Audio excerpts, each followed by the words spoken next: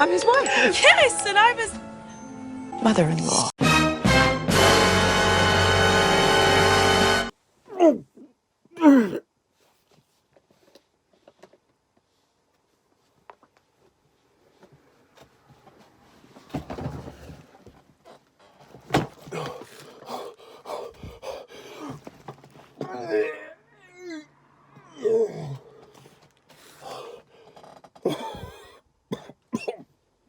Oh, that's fucking disgusting.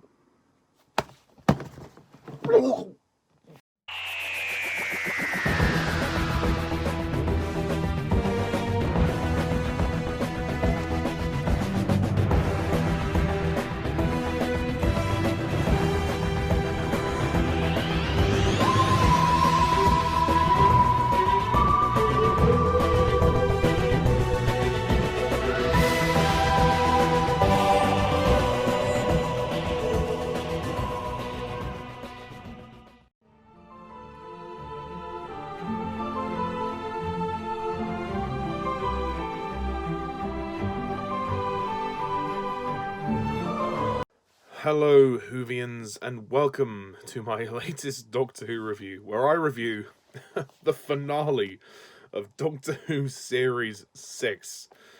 Oy vey, the wedding of River Song. Oh.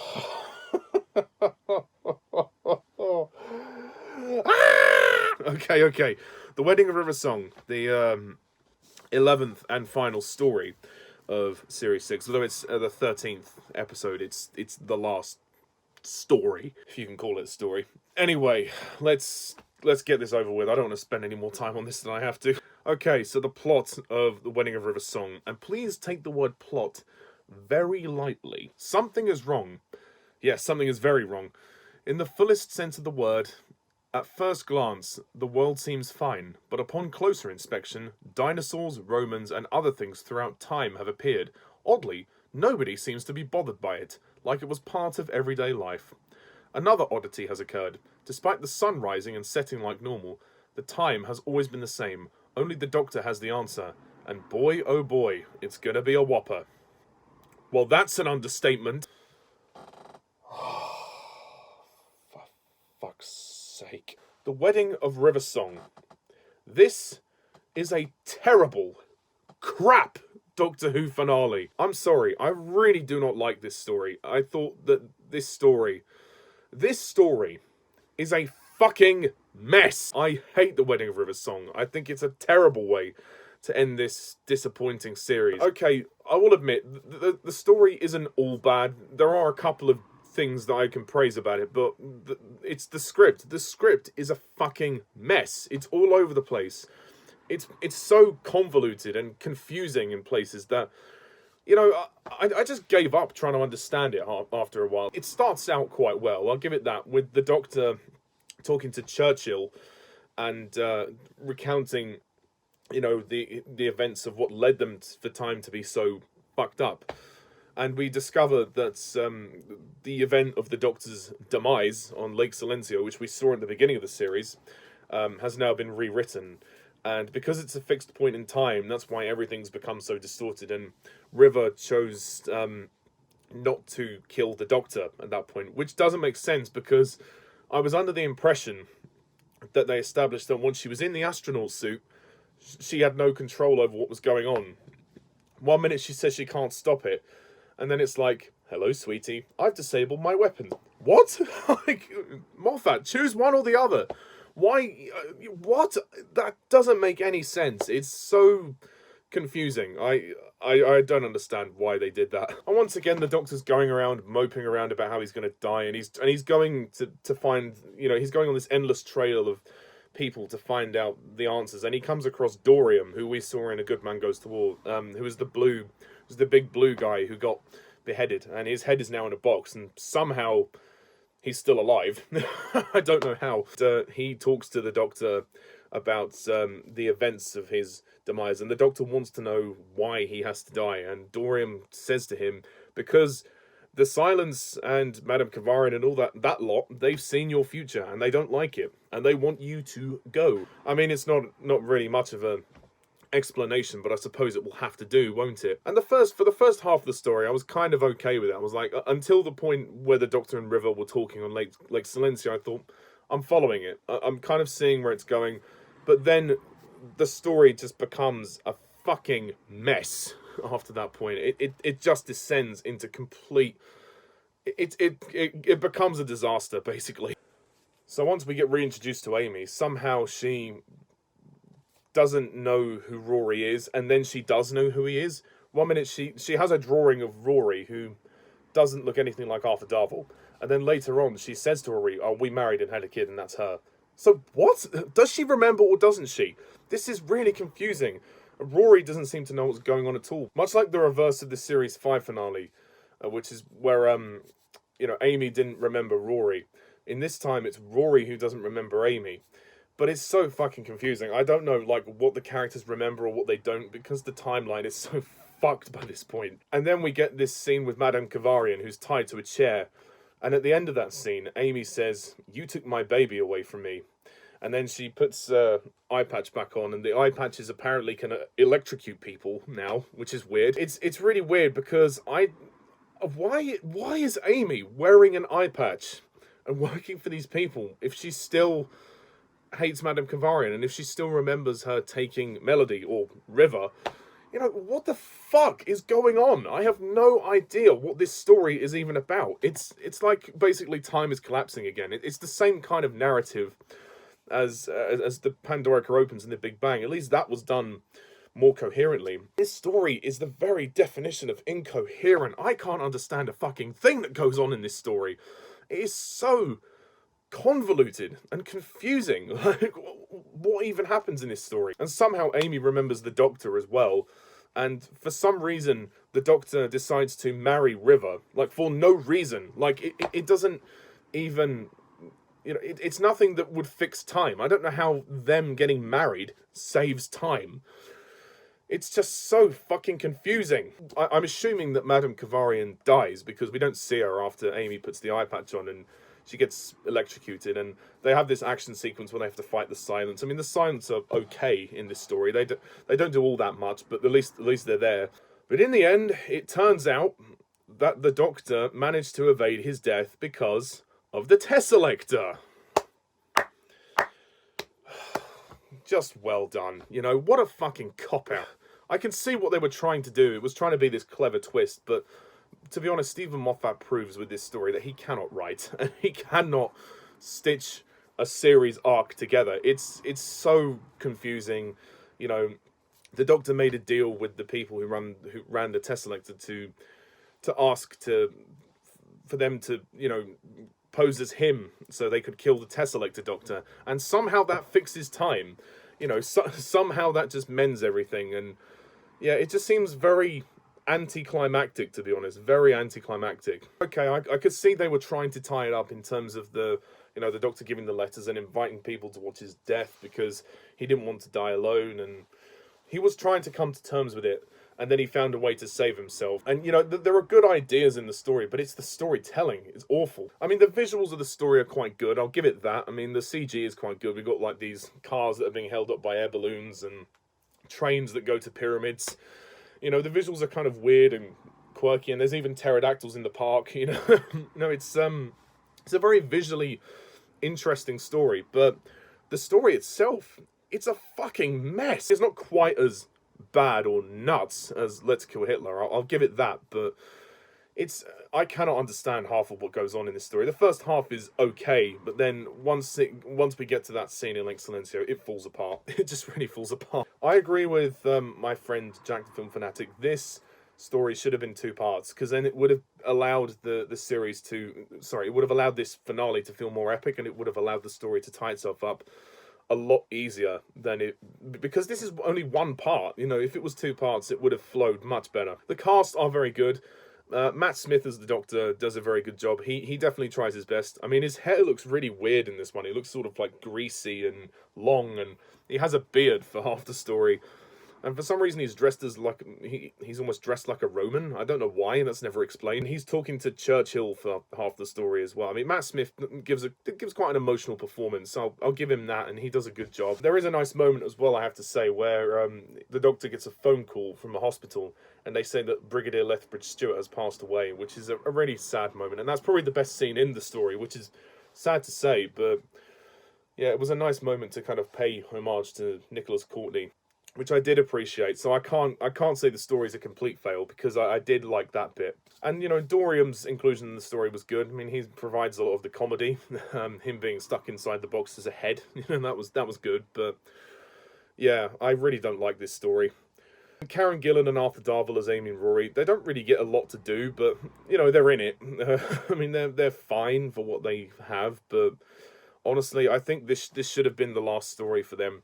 I've said this before, I think that The Wedding of River's Song should have been Amy and Rory's last story, and River's last story, because I think once time was fixed, they could have settled down together as a family, and they could have just lived out the rest of their days, and they could have decided to leave the Doctor, because time got so messed up, and they nearly, their family was nearly torn apart by Madame Kavarian and the Silence. So you would have thought after that would have been a good point to say, no, we're done with the travelling, and the Doctor could have found a new companion after that. But no, Amy and Rory will be back in Series 7 for, well, the first part of it anyway. As for Alex Kingston, much the same. She doesn't get too much to do. She's nowhere near as annoying as she is in Let's Kill Hitler. She does a good job with what she has, but again, it's a lot of the Doctor and River just flirting all the time, and all this kind of, again, this sexual humour, like, the Doctor's like, well, she's in prison by day, but by night, that's between me and her. I'm like, come on, Moffat, just piss off with this fucking sexual humour. I'm sick of it. I mean, Marigold's music is good, but again, there's not much to save this story. This story is it's just awful. I mean, and again, the final scene where they're having a drink of wine and they think the Doctor's dead, but then River reveals that, the Doctor, again, this is River when she's just come out of the Byzantium, because her timeline is different to the Doctor's, and she reveals to Amy how she lied about not knowing that, she lied about knowing that she was her daughter, and the Doctor lied about saying his name, and the fact that she then revealed that it was the Tesselector Doctor that got killed instead of the real one, which again, it seems very anticlimactic. All of this big convoluted build up for that, it's just so flat, and it's just so weightless. It just does not, it's not worth the whole 13 episode arc for. I just don't think it makes any sense. I just don't understand why. Is that all they could come up with, the Tesselector? I mean, I suppose it makes sense. It's not nonsensical, but it's just anticlimactic is the word I guess I would use. So yeah, The Wedding of River's Song, this story is terrible. This is a terrible ending to Series 6. I'm sorry, this is quite easily the worst series finale so far, and it tries to repeat some of the Series 5 elements of the finale. The premise is very similar, and the whole story arc regarding River's Song and the Doctor's death, it's just so messy and so convoluted. It doesn't make me want to watch it again, if I'm going to be perfectly honest. So, to give this a final rating, I'm going to give The Wedding of River's Song, I'm going to give it a 2 out of 10.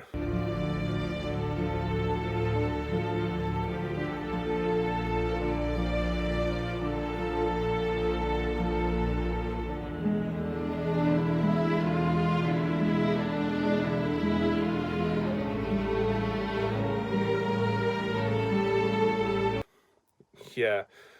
Is it the worst of the series? No, it's not quite the worst, although it's a contender. But it's down there. That's the end of Series 6, and oh my god, what a fucking mess. This series is such a disappointment. It's a real shame. It's not a total disaster. There are a handful of good stories in there, but overall, oh god, this is a real step down. I'm actually one of the people who defends Series 5. I actually quite like Series 5. There's some good stories in there. It's a bit 50-50, but this series, there's more disappointments than there are good stories. There are a couple of great stories, so it's not without merit. Don't get me wrong. I'm not slagging the entire series off, but I think the series should not have gone down the big convoluted story arc route. I think the series, should have just told individual stories, and gently threaded in the River Song and the Doctor's death story, it wasn't built up properly. It was so overcomplicated, and I think Moffat made a huge mistake in the way he wrote it, because it was really confusing and it was so hard to follow that it turned a lot of people off, and I'm not surprised. And it's 10 years old now, and it hasn't aged well. If I'm going to be honest, Series 6 has not aged very well at all. But like I said, there are some good stories in there. I would watch some of them again, but a lot of these episodes, they weren't great, which is a real shame. So it's probably one of the weakest, if not the weakest, of the new series, which is such a shame. And again, it kind of reminds me of Trial of a Time Lord, like this big series arc, but it's so convoluted. It makes literally no sense for most of the things. I like some of the ideas, like River being Amy Roy's daughter. I didn't mind that. And, building up to a story about the Doctor's death and finding a way for him to evade it was interesting. Like, there's the premise of it is interesting. And, the shock value of seeing the Doctor get killed in that opening episode was really, really good. And, it definitely left you wanting to know more about that, because surely, of course, we knew the Doctor wasn't gonna, wasn't really dead. There was a way around that, but honestly, the payoff was terrible. It was terrible, and I feel really disappointed. I really do, and I've never liked The Wedding of River Song, and I don't think I'll ever watch it again, because it's a shame. I feel really bad for Matt Smith. He's a great actor, and he's doing his best with the role, but it's the writing. Stephen Moffat, he just cannot write. He just really can't. Before I finish up with Series 6, I better complete the ranking. Now, this ranking will have 11 places because there's only two-part stories. I think the finale should have been a two-part story, but never mind. So, this is just my personal ranking. You may say different. I'm going to rank the series based on my own personal preference. My reviews are already up on YouTube if you wish to hear my detailed thoughts. But, yep, this is my personal list. If we disagree, it's fine, but just be polite in the comments. Thank you. Okay, so number 11. Well, Let's Kill Hitler.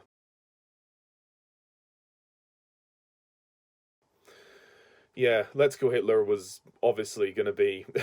was obviously going to be at the bottom. There was no contest. Number 10, The Wedding of River Song.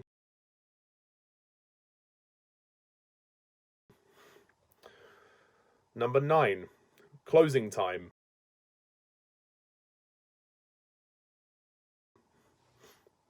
Number 8, The Curse of the Black Spot.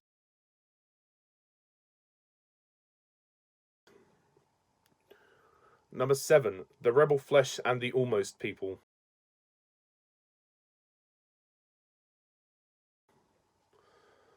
Number 6, The Doctor's Wife.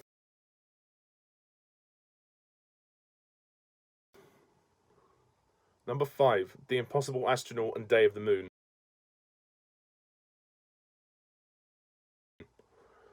Number 4, Night Terrors.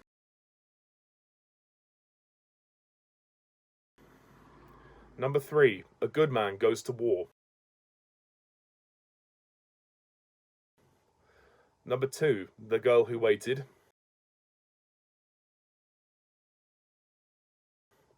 And number 1 is The God Complex. So, that's my ranking of Doctor Who Series 6, and, yeah, oh dear. This baby is, well, I mean, it's nice, obviously it's nice to have in the collection, but I don't think it's a series I'm ever going to revisit again, or at least not for a very, very long time. Now, I'm sure there are defenders of this series, and that's fine. I mean, if you're a great lover of Matt Smith, and if you defend this series, that's absolutely fine. But for me, Series 5 is easily the best Matt Smith series. But Matt Smith is not done yet. He still has one more series, which is going to be split over 2 years, which was a bizarre change. But yeah, so Series 7 is the next series we're going to do, and then Matt Smith will be leaving the show after the 50th anniversary, and then Time of the Doctor. But before we get to Series 7, we have to review the next story, which is The Doctor, the Widow, and the Wardrobe, which is the 2011 Christmas special. So, yeah, that's it for this review. Thank you very much for watching. What do you think of The Wedding of River Song? Please comment down below, let me know. And please hit that subscribe button for more content, and stay tuned for my review of The Doctor, the Widow, and the Wardrobe. So until then, I'm Mr. TARDIS11. Thank you very much for watching. See ya. Bye for now.